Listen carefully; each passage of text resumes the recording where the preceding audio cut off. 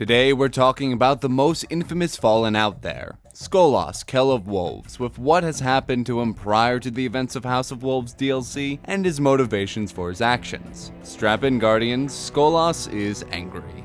Opening in the bowels of what appears to be a prison, we find Skolas on his knees outside his cell, surrounded by fog and struggling with his immense grief and anger, with a strange figure looming above him. We see that Skolas still has some sort of pride, with his immediate instincts being to fly at this figure, to show it why it should be afraid. Alas, it seems in the grip of his extreme emotions, Skolas is unable to react. Instead, his thoughts and lamentations grip him, as he remembers why he's here and blames himself. His House of Wolves is enslaved.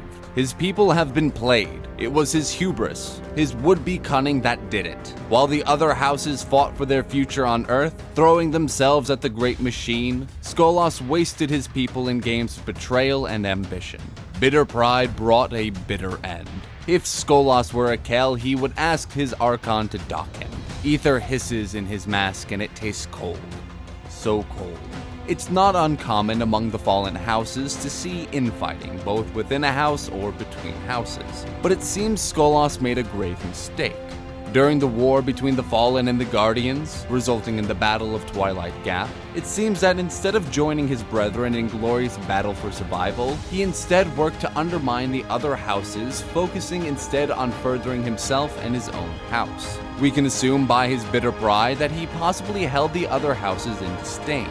Instead, we know that ultimately Skolas and his house were defeated by the Awoken in the Reef, where the Awoken Queen, Morozov, sent him to the Nine as her prisoner, hidden away in the Hovians. So deep is Skolas' regret that he no longer considers himself Kell of anything, but laments that had he still a house to be Kell of, he would ask his Archon to dock him. Docking is about the worst punishment that can be given among the Fallen, usually involving the removal of 2 of their 4 arms, which is why we see dregs with just 2 arms, but all other Fallen with 4. For Skolas to will such a punishment on himself shows the depth of his shame. Moving on from this, we find the figure looming over Skolas to be rather familiar, speaking cryptically on the subject of his purpose as beneath its hood, tiny fingers of shadow probe the air. While it is never confirmed that this is specifically Xur, it is indeed an agent of the Nine. Upon this figure's introduction, Skolas' old instincts flare up again, intending to smash this being, to show his strength because the alternative to violence is waiting for violence to come from a universe that has neither respect nor compassion. With such a bleak outlook on life, it's unsurprising that the Fallen are known for their rage.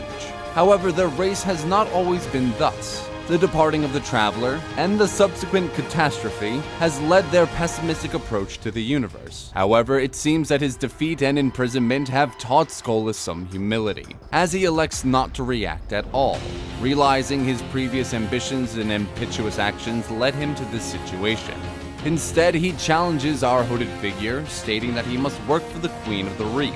Our squiggly-faced friend responds, "The Nine made me aware of my purpose," the creature says. "If I am here, then it is because the Queen sent you to the Nine, and they wish you sent back."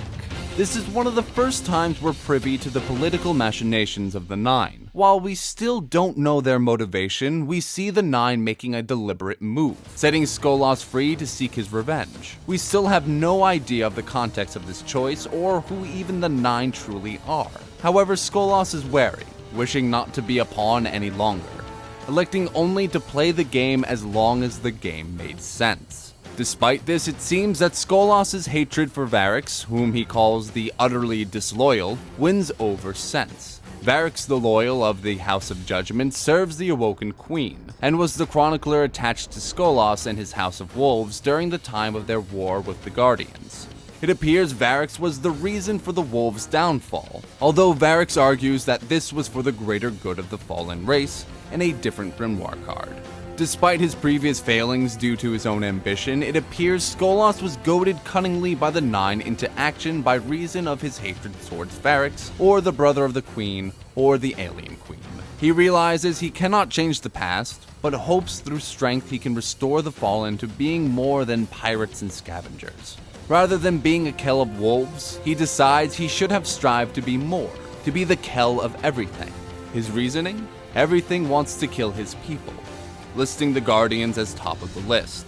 It is at this point the mysterious Agent of Nine gives Skolas control of the ship on which he was imprisoned. Skolas, dubbing himself Kell of Kells, takes up his throne and searches for a fallen servitor to help him plot a course to his revenge. It seems that Skolas has quickly forgotten that it was ambition that saw him imprisoned, and instead set his sights even higher than before. Pride goes before a fall, as we all know that he eventually sees his own defeat at our own hands.